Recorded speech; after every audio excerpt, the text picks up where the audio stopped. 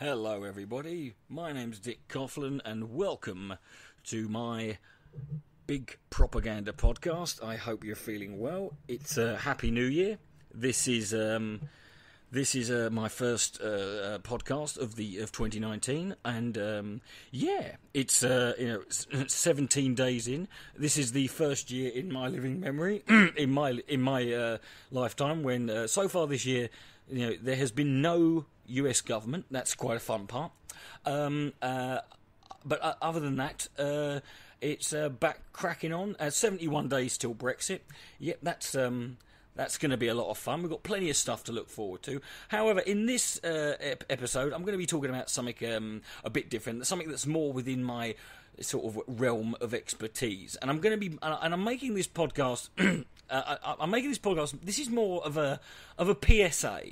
This is a piece of advice. Really, this is me trying to help you out. If you're if you're the sort of person who wants to do things, who wants to sort of use, be as proactive and productive and effective as possible in order to achieve a certain goal, or to sort of try and maintain a certain, trying to sort of put your head ahead of your heart here. I don't want to say facts over feels, because that's a shitlord expression.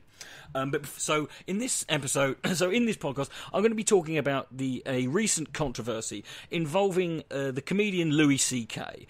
And some material of his that was leaked online. Now, before I crack on with that, I want to thank you for listening to this podcast on whatever format you're listening to it, whether it's Spreaker, whether it's iTunes. I'm also now available on Stitcher. I'm also available on Spotify, or you could be listening to this on YouTube. Either way, if you enjoy the podcast, please consider subscribing, giving it a like, thumbs up, and whatever, sharing it about, yada yada yada.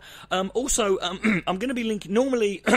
When I do these podcasts and stuff, I normally would mention my Patreon or PayPal that I link below. There's a bit of a difference with this one, before this year.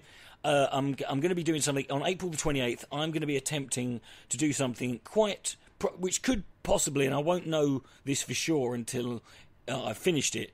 I'm going to be entering and attempting to complete a marathon that is the Great Stirling Marathon in Stirling in Scotland. It's 26.2 miles. I'm going to be raising money for charity.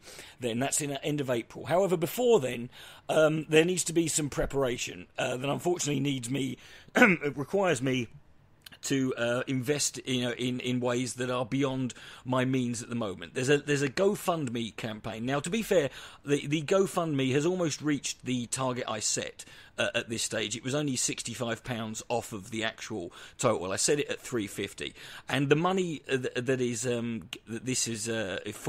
money is for several things. One, it's to get up there, because I've got to travel up to Scotland and back. It's to help pay for accommodation while I'm up there. But more importantly, it's for me to be able to invest in and purchase some physical, enough sort of braces and restraints and things I need to strap to myself in order to make sure that by the time I get to the end of this fucking thing, that I'm still in one piece. For those of you who don't know, I suffer from a physical disability called peripheral neuropathy that has left me with no feeling in either of my hands or my feet. This makes any kind of, so I won't be running this marathon. That is ridiculous. I'm going to be walking it, which does open me up to a lot of injuries. And in the time I've been training for this marathon, I have injured myself quite a lot. I've had 2 sprained knees, a broken ankle. I've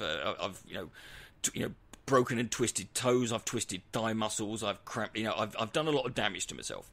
And what I need to invest in is literally, straps and braces and I've got leg braces already, but I need to get things for me ankles, me knees, me fucking hips, me shoulders, me fucking chest, me elbows, me hands, everything, because I'm gonna be walking this fucking thing with a cane, and in order for me to get through it to the end of it,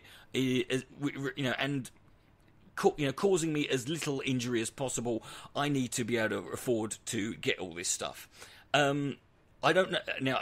I don't know for sure how much everything. I've said it at 350. If I get more than that, great. What's going to happen is once I've paid for all my expenses and got everything I need, if there's any money left over, that will go directly into the pot for the charity. The charity I'm going to be collecting for is going to be the British Motor Neuron Disease Association. I'll be, collecting for them. Excuse me, I've got a bit of a sore throat today, so I'll be coughing a little bit.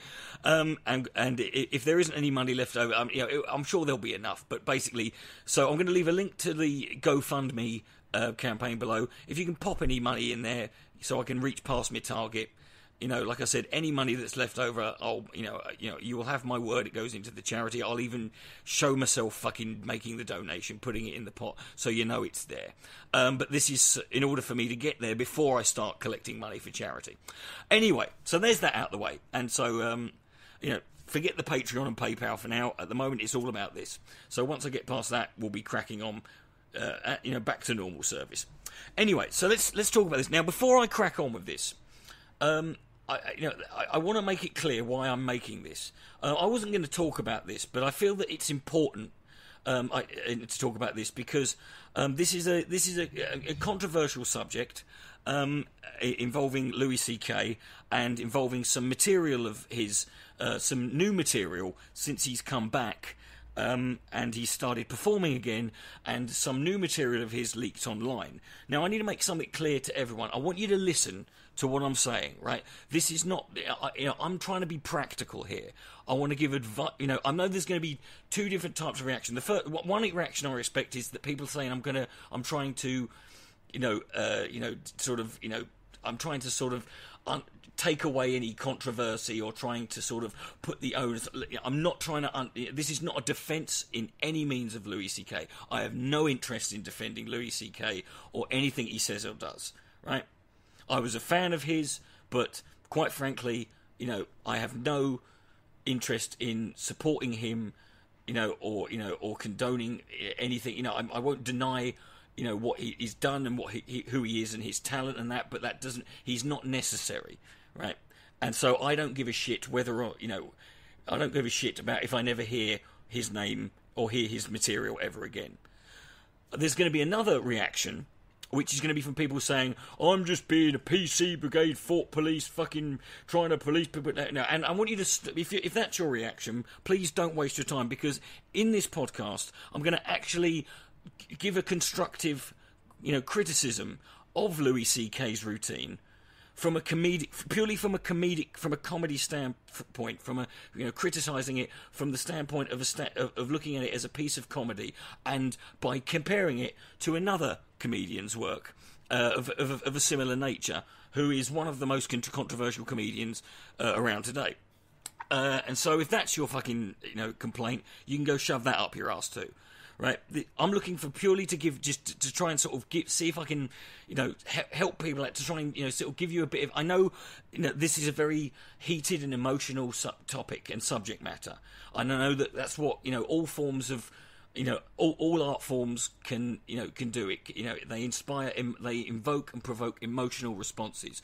But if you're someone who's looking at this from a standpoint of activism, you're someone who wants to who has a certain kind of objective, or would like to, minimise, Louis C.K. the sort of spread or the growth of Louis C.K.'s career. This is what I'm trying. This is what this podcast is about. It's about to try and sort of give you some practical advice. Now, basically, so that out the way. Recently, a 2-minute audio recording of Louis C.K. performing at the Governor's Comedy Club, which is in New York, was leaked online. Now, the audio was recorded by an audience member, ironically without Louis C.K.'s consent, and against the actual club rules. They have rules, as most comedy clubs do, in regards to recording on film, or whether it's audio or video, recording material at their clubs. They generally don't like you doing that, and they'll stop you and either confiscate your phone or just kick you out. Now, and the club owner was a guy called James Dolce, who we'll get onto later.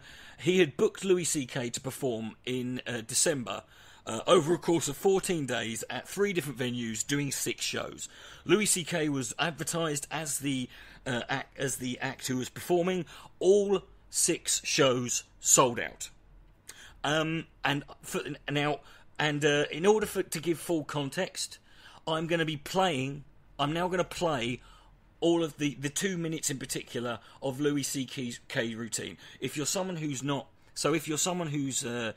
easily upset or offended by this, or you don't want to fucking listen to this, then that's fine. I totally respect that. But I hope you can understand. In order for me to be able to give full context to the jokes and the material he was saying, I'm either going to have to quote it, which is unfair I think you should let a comedian do their own the same way. I think it's important you should play a song or you should play a film clip in the form it was actually originally delivered.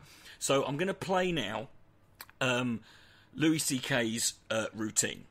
So here it is for you now. I'm a little disappointed in the younger generation, honestly, because I'm 51 years old, and when I was like 18 to my 20s, I mean, we were idiots. We were getting high, doing fucking mushrooms and shit, and then older people were like, you gotta get your shit together, and we were like, yeah, fuck you! And I was kind of excited to be in my 50s and see people in their 20s and be like, they're crazy. These kids are nuts, but they're not. They're fucking, they're just boring. Fucking telling them, you shouldn't say that. What are you, an old lady? What the fuck are you doing? That's not appropriate. Fuck you, you're a child. Why aren't you finger fucking each other and doing jello shots? Like, why aren't you... You should address me. They're like royalty. They tell you what to call them. You should address me as they, them. Because I identify as gender neutral. Oh, okay. Okay.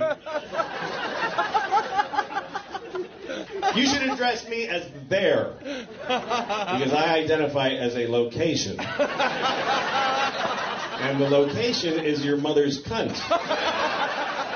It doesn't have to be that nasty.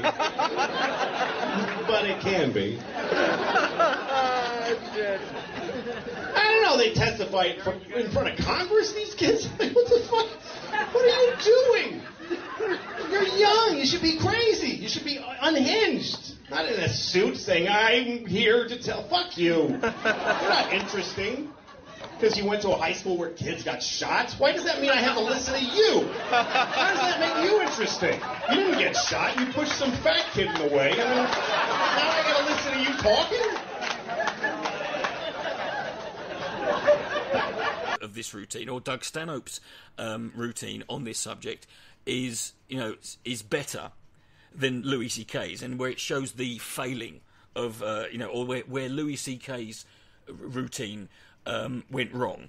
So this is from his show No Refunds, which I think was 2006 or 2007, and this is there's no particular. It's a Doug Stanhope routine. This is generally uploaded as This Generation Sucks.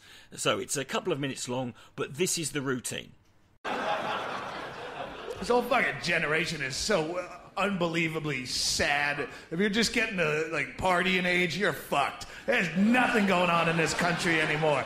It's done. Last call. It's just a suck generation. It's the most boring fucking generation in the history of people. It's all dumbed down and watered. When's the last time you heard stories about rock and roll bands chucking TVs out of hotel windows or any of that shit that used to be fun? Like, there was fun in the world. Some of this is going to make me sound like a grumpy old fuck, and I am, but I have just cause. There's nothing. As people get older, the older you get, the more bitchy you get, because that's just natural. The more you've done shit, the more jaded you get.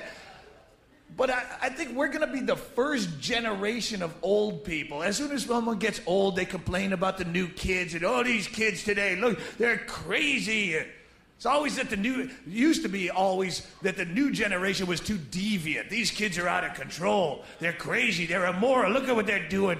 In our day, if we wanted fun, we just went to a barn dance, and we didn't even finger fuck till we were like 35 years old.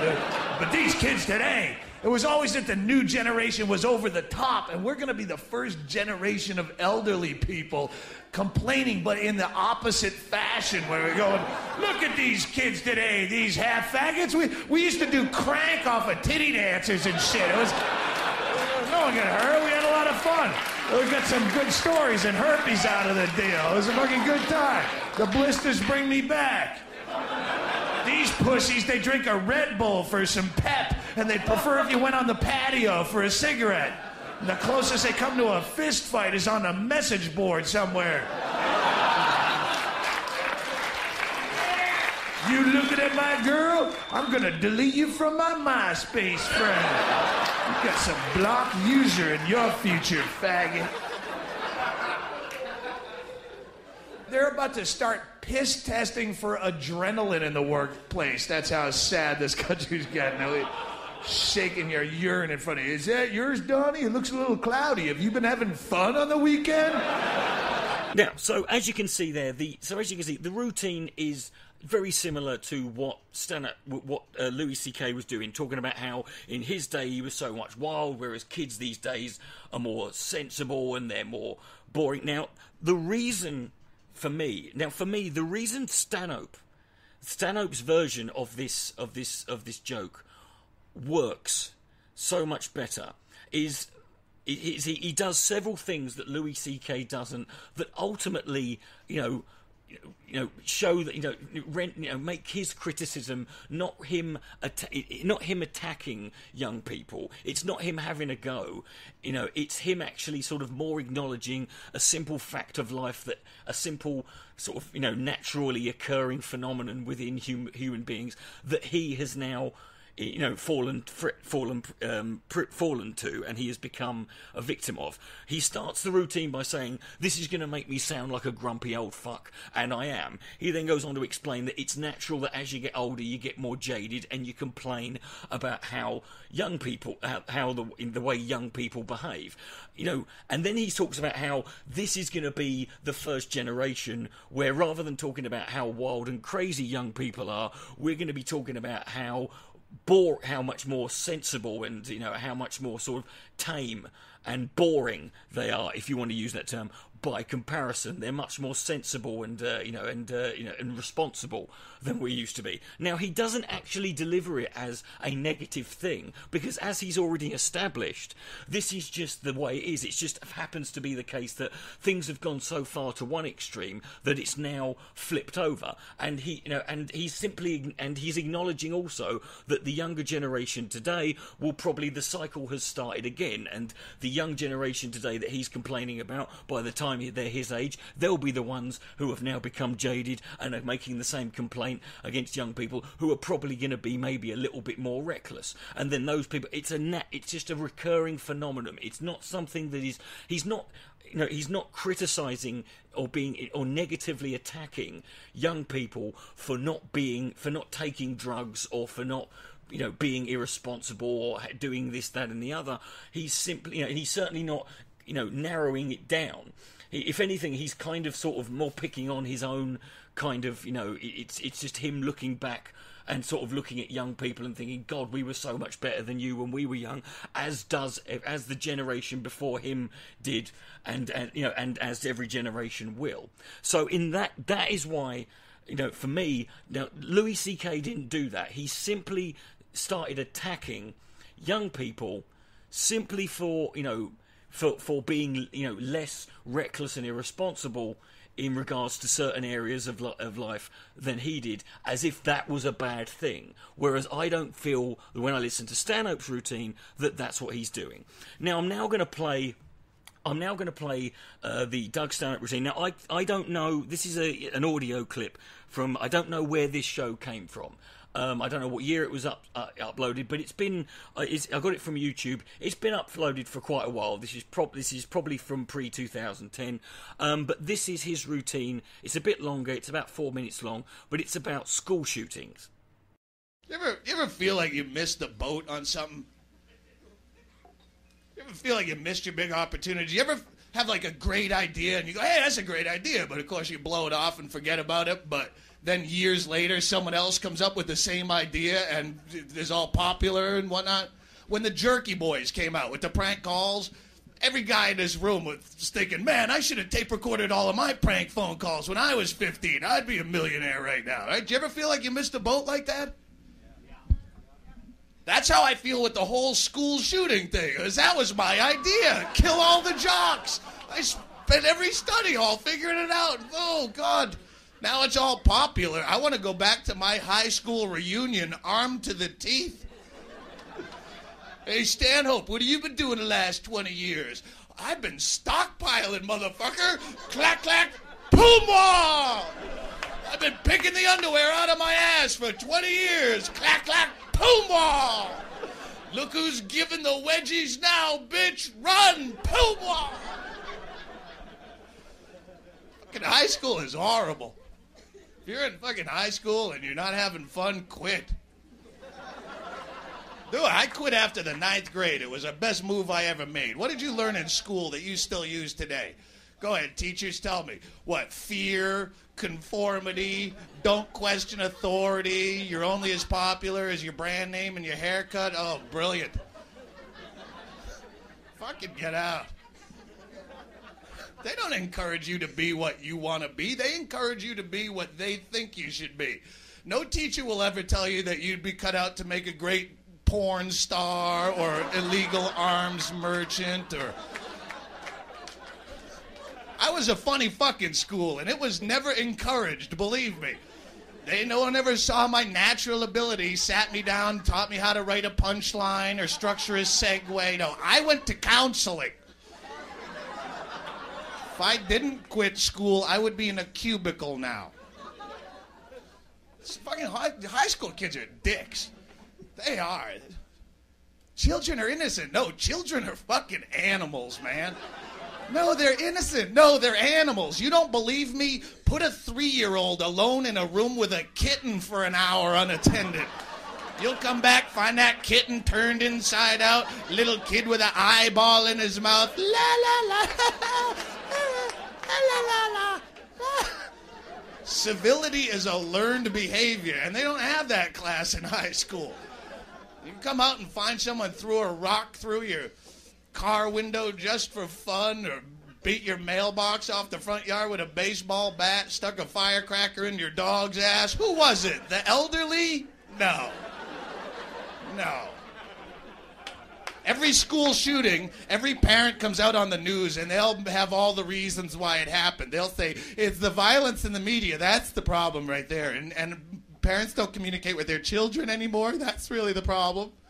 It's the rap music. That's the problem. There's no security in our schools. That's the problem. No, the problem is a lot of your kids are dicks and you won't do shit about it. That's the problem. How many people in this room went to high school with some serious, unadulterated fucking assholes by applause? Yes. All right. How many people in this room have their own child that is a serious, bully, Hitler-like, sadist fucking asshole? No, you don't see those parents on the news, do you? It's terrible how Andy Williams shot up our school, but I think it was my boy Ethan's fault, too, because he was a real prick to that kid. Tell the camera, son. Tell him how you'd pull his pants down in front of the cheerleaders and push his face in a snowbank, you little prick. It's both their faults. Feel it. Okay, now, for me, the reason this... Now, again, he's talking about school shootings in a very different... in a context you don't normally hear.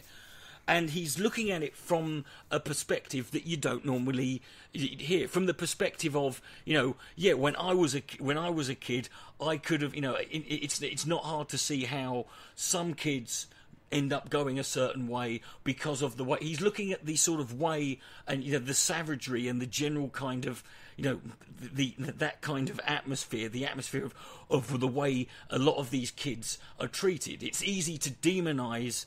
If anything, he's not so much trying to demean or attack the victims of school shootings. If anything, I think what he's more doing is trying to sort of humanize and show a little bit more empathy towards, what leads people into a position, because it's easy, it's easy for people to demonise school shooters as just people who were just nutters and who were mentally ill and crazy and fucked up and were going to do something like this. But it's a lot harder to look at it from that perspective of, maybe maybe we should look at the way, the way kids behave amongst each other. Maybe we should pay more attention to this, and we should be a little bit more, if we were a little bit more sympathetic, and we, instead of ignoring these problems, or instead of letting kids, kids who get bullied, or kids who are, or kids who bully, instead of letting this carry on, if we were a little bit more proactive and aware that these sorts of things, can contribute to an existing problem and could lead ultimately to certain people reacting that way. It's not a defence of it. I'm sure Doug Stanhope, I'm when he's sort of saying, I missed out, I missed the boat with the whole school shooting thing. I don't believe that's not a serious comment. He's being, more sort of just hyperbolic and shocking there, just for comedic effect. But he's not attacking. He's also not attacking specific victims, or people who you can narrow down. He's just taking the concept of school shootings and applying them to a greater, wider problem that we need to look at, where it's not just a straightforward case of these kids are crazy and mad and that's it. There's a whole greater culture of bullying and of victimization that can drive certain people into a certain position, who aren't necessarily mentally ill, who aren't necessarily bad people, who are people who under different circumstances, were they treated with a bit more care and sensitivity, may not have got to the point they got to. You're welcome to disagree with me, but for me, that's the way I took this routine Doug Stanhope did, and for me that is where, again, Louis C.K. failed. He doesn't appear to have he doesn't appear to have a take on it other than to sort of say that, what the fuck why should I care what these kids think? Why are these kids doing this, that and the other?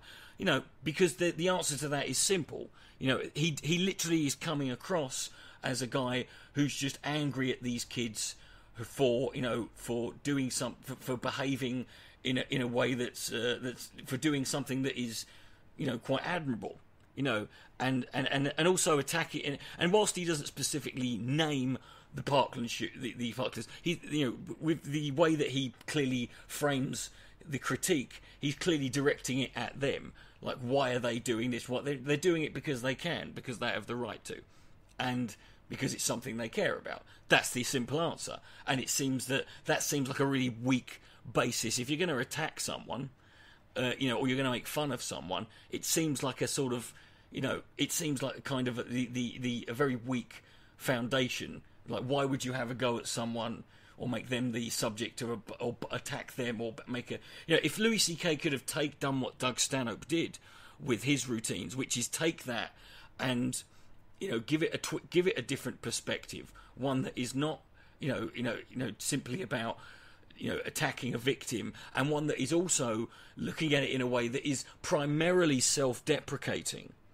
one that is primarily sort of, fundamentally sort of saying, this is about me being a grumpy old fuck, then it is about young people needing to be more like me. This is simply my, this is a consequence of my middle age, and the loss of my youth and my resentment for that, and my natural resentment to young people because they've got it, right? Now, in regards to, so that's my sort of take on that. Now, in regards to the thing where he starts talking about, where Louis C.K. starts talking about, people who, they introduce themselves and they insist on how you address them with your, and he specifically frames it in a way where it's clearly, he makes it about gender. Now, for me, this is a mistake, because he had, initially I thought, when he started telling the joke, I thought he was going to be having a pop at what that element of what you would that you get of people you get on the left, who are very sort of holier than thou, and who are naturally kind of condescending. But he didn't. He framed it in a way where it's like it's specifically about gender, which is, again, there's no basis or relevance for his attack. And plus, if the thing that if the thing that you're complaining about, if someone's asking you to call them by a certain pronoun is the kind of thing that irritates you and pisses you off, then you've kind of it says more about you, isn't it? If something that petty, Louis C.K. was never a comedian who I felt would get that wound up or that angry or pissed off about something that ultimately is that petty. And but from a joke, purely from a comedic standpoint, the other problem with this joke is the punchline, which is, they say you can call me they or them or whatever, and he says you can call me there, as in your mother's cunt, which to me is for a guy of Louis C.K.'s talent, for him to use that as a punch, it's so lazy, it's so incredibly kind of like, it's the kind of thing I would expect to hear from some kind of amateur wannabe comedian, fucking edgelord fucking piece of shit on YouTube who is who is simply being offensive for the sake of being offensive, right? And and for me that is that's if he'd have had a punchline that actually had a point, or he could have turned it around with the punchline, again making it more about keeping himself. One thing about Louis C.K.'s previous stand-up was that even when he was making fun of different groups of people, he always managed to sort of frame it in a way where it was he was the one who he still was self-deprecating and had a sense of self-awareness and humility. And this within this 2 minutes he covers these two subjects, and he does so without any of that, as if he is just an angry, bitter, resentful middle-aged man attacking young people and having a go at people for no real reason and with no real sort of point, other than why do I care? And it's like, well, the answer is no one asked you to. Now, that's the critique from a comedic standpoint. Again, you're welcome to disagree. That's fine, but that's my take. That is for me. That is where that is why this routine falls flat, is because he failed to achieve, to do what I believe Doug Stanhope did when he dealt with those two issues. But anyway, the more important thing now is to move on from looking at that to the controversy that erupted when this came out. Because at this stage, Louis C.K. has come back after a self-imposed but kind of, let's be honest, necessary kind of exiling himself, right, just sort of disappearing. Now, I always said when Louis C.K. did it seemed to he issued his apology, which I know people had issues with, and that's fine, but that's not relevant to this now. I always said from the start, like he'll be back at some point. I personally felt it would be a couple of years, but I knew he would be back at some point. And I also knew that when he did, there would be people who wanted to see him, because people who would either not care about what the things that he did, his years of sexual harassment and sexual abuse that he and sexual misconduct that he committed and admitted to, that we know of, so it's not even like this is controversial. So there would be people who don't care. There would be people for who it would they would sit there and just do the whole, I'm just interested in the comedy, and they would block it from their memory, and and that would be that, and he would come back because that is, as we know from looking at there are many examples of people who've done things a million times much more horrific than what Louis C.K. did, who people have been more than willing to forgive. I mean, Bill Cosby, at the peak of when he was still headline news, and the number of women who had come forward to accuse him was exceeding 50. He was still doing gigs, and he was making jokes about the fact that this fact, and he was selling out big theatres.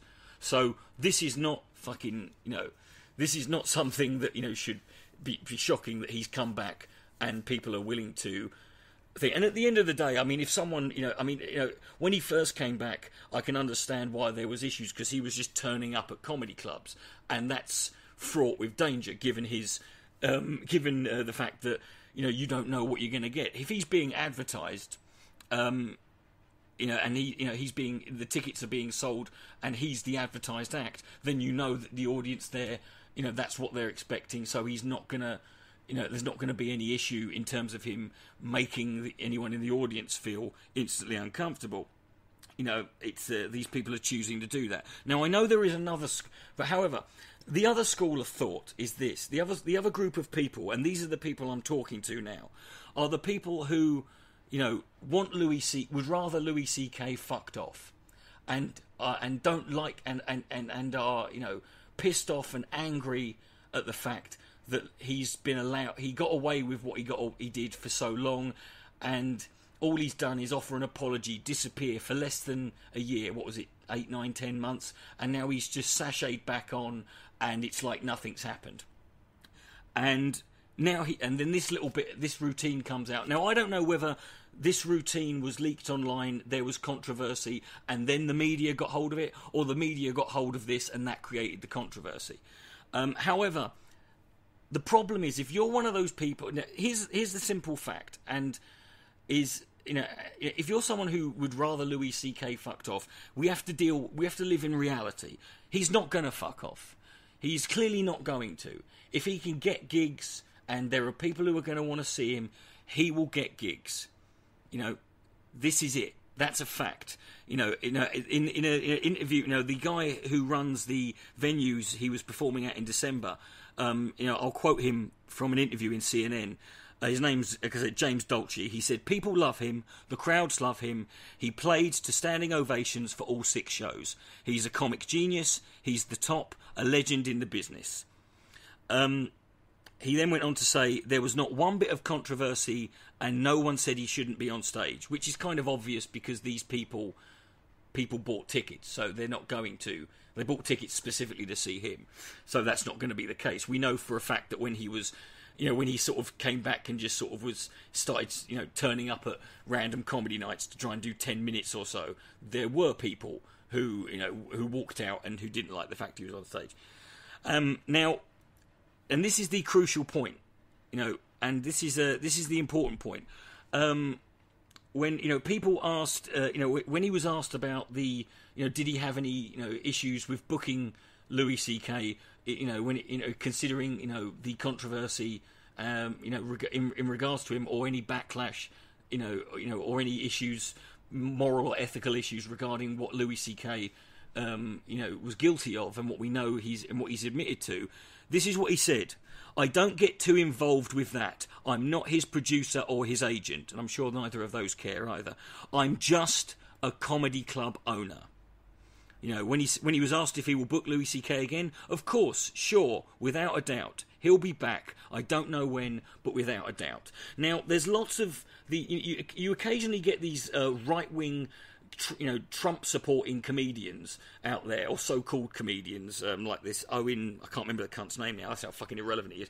But you get these people who who have trouble getting bookings, and they like to pretend that they're being sort of like they're being victimized or persecuted, or the reason people aren't booking them is because they're Trump supporters, and that's too controversial.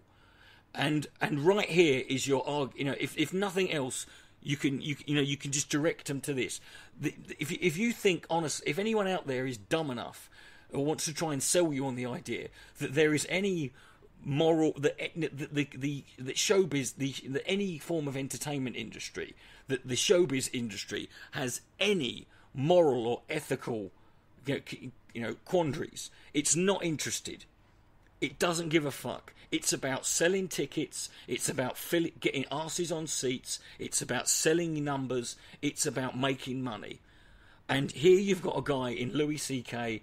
who, I would argue what he did is something that is much more of an issue than simply being a conservative or a Republican, or even, dare I say, a Donald Trump supporter.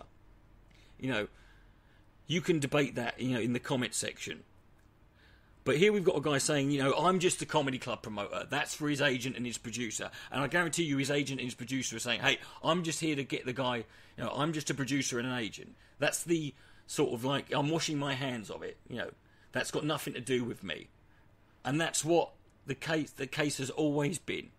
You know, this is why there are so many examples. I'll be doing a video about this soon, but if anyone's watched the recent documentary series about R. Kelly, you know, you can see this is what we know. You know, there are countless examples. Jimmy Savile, Gary Glitter, Ian fucking Watkins. I mean, people who are, you know, these, you know, people who are celebrities who are allowed to get away, and who, you know, and whose, you know, vile and disgusting and known behaviour is ignored and put out of sight, and who people turn a blind eye to because they want to sell tickets and they want to make money because that's their job. My job is just to do this. That's my job, you know. And you know, and here's the problem: Louis C.K. is not the. This isn't the same thing as like when you, you know, are criticising, say, you know, someone who's got a TV show that has sponsors, or you know, you've got you know, like you had with Bill O'Reilly or Glenn Beck or even Tucker Carlson recently, and you can, you know, pressure them to do it. It's not a case of when you've got these corporations who do the, you know, who use, you know, who do something that appears to be, that, you know, like with Nike getting Colin Kaepernick, or with this whole Gillette razor blade advert. You know, these companies don't give a shit, really, about, you know, so their job is to fucking find the way to get the most, you know, to get their product sold and to sell the most of that product. That's all they care about. And they're doing it, you know, they've chosen to do it. The fact that they've chosen to do it, you know, using means that you consider to be more ethical is just a fucking coincidence. This is all they care about. However, Louis C.K. is a stand-up comedian. Louis C.K. is also a very smart man. Now, whilst Louis C.K. was not responsible for leaking this material, the controversy that was born out of it. First of all, had this been had he done? I'm convinced that, you know, whilst, you know, had he done this routine, you know, prior to the sort of, you know, to us knowing what we, you know, and the revelations about what he is, you know, the, you know, years and years of harassment and sexual misconduct with other comedians and women who he worked with, had we known, I don't believe for a second this would have ended up in, you know, being picked up by the news and have been used to cause a controversy. I don't believe that. I think it would have just been, you know, there might have been some, but the fact is, because of, you know, is that because of, you know, what Louis C.K. has done, and the fact he seems to have come back very quickly, having seemingly, you know, and seemingly not sort of, you know, not done, you know, enough in a lot of people's eyes to atone for what he did. You know, there seems to be, there's going to be more focus on literally every single thing he says. The problem is that Louis C.K. is a stand-up comedian. He doesn't have sponsors. He doesn't have, you know, if he sells out, as long as he sells seats, and as long as he sells out venues, he'll keep getting bookings. He might not get a Netflix special, he might not get, you know, DVDs, but he might not get an HBO special anymore, but he'll continue to sell.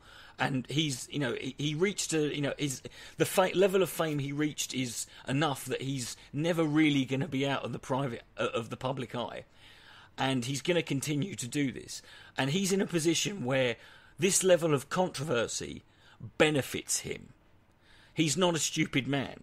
Now, you'll notice the one thing that Louis C.K. did not do is what a lot of people do when there's controversy and outrage surrounding, you know, material they've done, which is to complain or to sort of make a statement and to sort of, you know, almost play the victim, sort of saying, oh, people whining about this, it was just a joke. He didn't say anything. He just let it play out, because Louis C.K. is smart, and he knows that, look, he's going to have that, you know, number. There's going to be a percentage of his fans, you know, who were fans before all of the sexual, you know, harassment revelations, and who still are, right? But what he's going to try and do now is build on that. And the best way he can do that is, and this kind of controversy does nothing but benefit him. The more outrage, because do you know who else there is? There are people out there who we all know, we see these people, the trigger the libs fucking idiots. The people who will literally support anyone, or literally, put their, who will literally claim to be fans of, or who will go out of their way to fucking, back up and get behind literally anything if they know that the left, there is opposition from the left on it. You name it, they will jump on it, right? And Louis C.K. is not going to fucking sit there, is not going to sit there and object and say, I don't want people like Paul Joseph Watson and these people listen. He doesn't give a shit who listens to him. And more to the point, at this stage, everyone knows, if you've heard of Louis C.K., everyone knows what he's done. And if you're not bothered, if someone is not bothered, the idea that people are taking this, looking at this routine and using this as the thing to focus on, that shouldn't be the focus. Because this is a guy who we know for many, many years, abused his status and his position of power within the industry to sexually harass and abuse women who he worked with, other comedians who he worked with within the industry, in various different ways. We know this. The idea that guy is now that on top of that, if that doesn't put people off listening to him, then they're not going to sit there and go, well, I was okay with all of the, the sexual harassment and sexual misconduct, that he performed for all these years. I'm okay with that. But doing a controversial joke about people who are transgender, or doing a joke about school shootings, that's too far. That the only thing that you should, if people try and make a controversy out of Louis C.K.'s stand-up material, the reaction, first of all, don't buy into it, because any reaction you give, any controversy you contribute to, does nothing but benefit him, right? It should be a case of, fuck that guy, he's a sexual abuser, he's a sexual harasser, he's shown no remorse, outside of that, that written statement that he did. He's done nothing else beyond that, and he seems to have just disappeared for a bit and then just sashayed back on, and now he seems to be, one of the best kind. There was a guy called Ryan Deitch who made a very interesting, a guy called, one of the Parkland students called Cameron Kasky made a very good point here, and for me, this is one of the, as far as, as far as bad things, as someone who, this is like one of the worst things anyone could say of me in terms of as a comedian. He said, right, Cameron Kasky posted on Twitter, in regards to this, it's not my job to police comedy just because I find it offensive. Comedy is supposed to be offensive. My feelings have no place in this. Yes, Louis is an ass for the jokes he's making, which sucks because he used to be really funny and not just a professional jerk. He then goes on to say, it seems now like he's becoming more of a Milo Yiannopoulos-style provocateur as opposed to just a non-PC comedian. Now that is a fucking gut punch for me. When you're going from Louis C.K. and you down to Milo, when you're someone who is a comedian who is as critically acclaimed and revered as Louis C.K., to now be compared to Milo Yiannopoulos, and credit to this guy, he's not criticizing this. He says himself, he says it's not, my feelings have no place in this, And there's also, I would also argue, there's also a social responsibility for those who spread this material around, because, and this was a point that Doug Stanhope did make on Twitter, and I think it's something that should be considered, is that if this routine had never been leaked online and had never been spread around, then the odds are none of the people who were affected by the Parkland shooting or school shootings in general. Nobody who was guaranteed to be offended or hurt by that joke would have heard it. And you have to ask yourself, there comes a point when you've got to say, right, are we not, if this joke, if our argument again, if our complaint with this joke is how, just cruel and heartless and hurtful, and how, and how much damage it could do, and how it could, and how offensive and disgusting it is, are you not, surely there's a kind of, there's another side to that, which is, by simply spreading it around, aren't you making it more likely that those who are likely to be hurt by this kind of material are more likely to hear it? Doesn't kind of the responsibility fall on your shoulders slightly?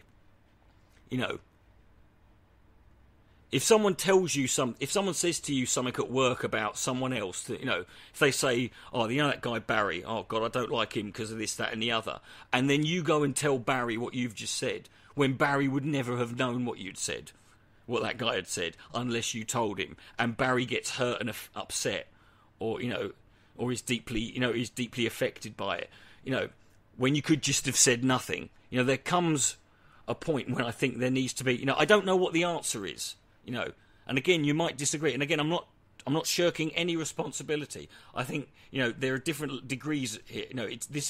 Louis C.K.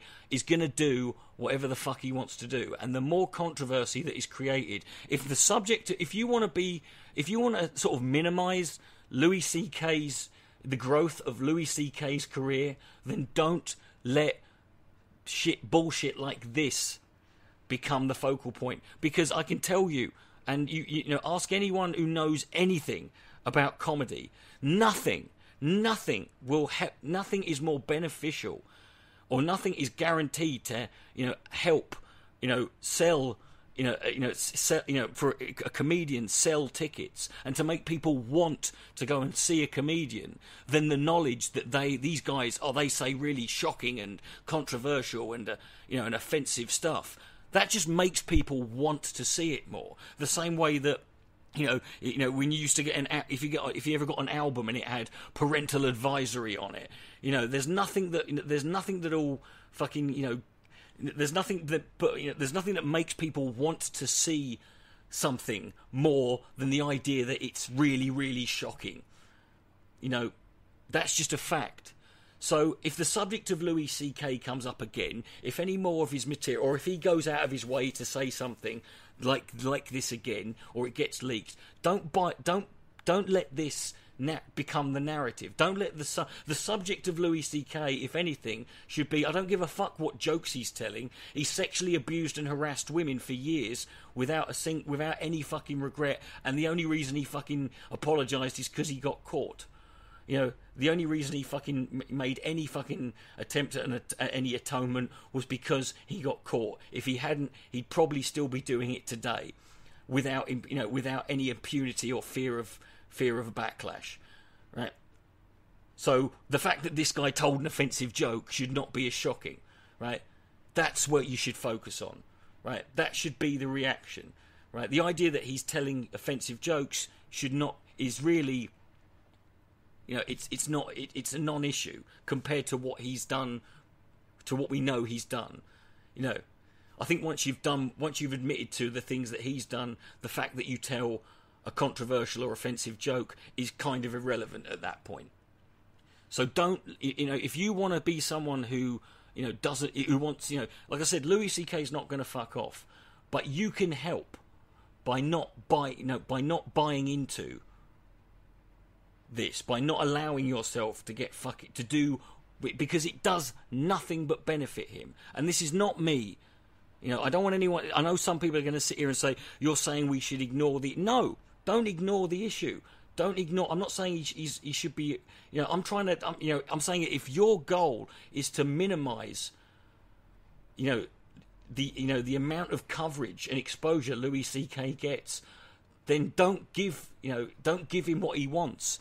As the title of this fucking podcast and this, suggests, at this moment, he needs your outrage. That's what he needs. in order for his career to be rebuilt. So do not give it to him. He won't disappear. He won't go away forever. But hopefully, what can happen, if you just let him fester away, don't give him the fucking, the outrage and the attention that he craves. And I believe, actually, there's another guy from the park who was a Parkland student who called Ryan Deitch, who said this on Twitter. While I appreciate members of the press for doing their duties, I, and hopefully others, will decline to speak more on this subject. This will only grant further attention to an individual whose deplorability belongs left behind as we all ascend into a brighter new year, which is in 140, which is in one tweet what I've been trying to say, what I'm basically just spent the last hour trying to say. You don't have to, you don't play into the game. I know it's difficult. I know it's hard not to. I know it's an emotive issue. I appreciate that. And I realise that this is going to have minimal impact. And this is going to have, but I'm simply trying to, I'm trying to help you out. And the only reason I'm talking about this is because, had Louis C.K. not got the reaction or the outrage that he no doubt, was incredibly pleased with, then I wouldn't have been talking about this. That's the only reason I am, and I will from now on. Now I've said my piece. I from now on will no longer be talking about Louis C.K. beyond this point because I don't want to add fuel to the fire. Anyway, ladies and gentlemen, that's the end of this podcast. I hope you've enjoyed it. My name's Richard the Dick Coughlin. This has been Big Dick's Propaganda Podcast. Again, link to the GoFundMe to help me, for my to help me achieve my impossible goal of becoming Dick Coughlin Marathon Man will be linked below. If you want to contribute to that, that would be greatly appreciated. And follow the podcast, give it a like, share, and please post a comment. Tell me what you think. And I hope we can, I hope I've put my message across. I'm sure there will be crossed wires there, but I'm like, please don't take this as in any way more than it was just me trying to help you all out. Anyway, good night. May God be less. And remember, where there's no sense, there's no feeling. Bye-bye.